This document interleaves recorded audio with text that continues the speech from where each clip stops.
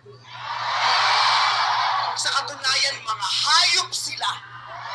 So bakit natin babaitan ang mensahe natin?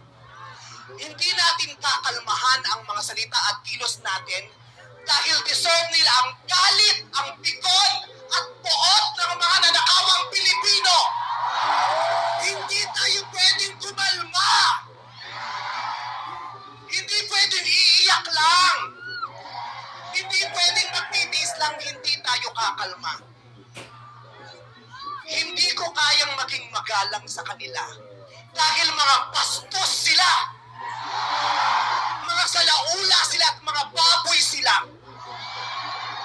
Hindi natin kayang maging mabait sa kanila dahil mga walang iya sila.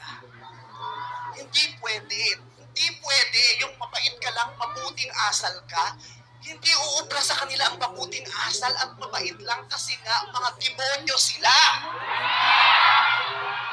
Kaya tama yan. Sumigaw lahat ng galit.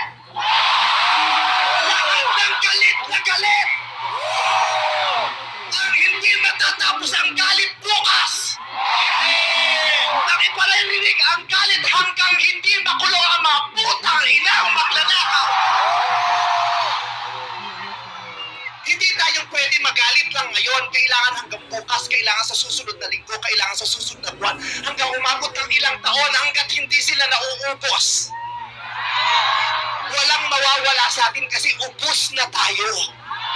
Kaya ang gagawin natin ngayon ay babawi na tayo.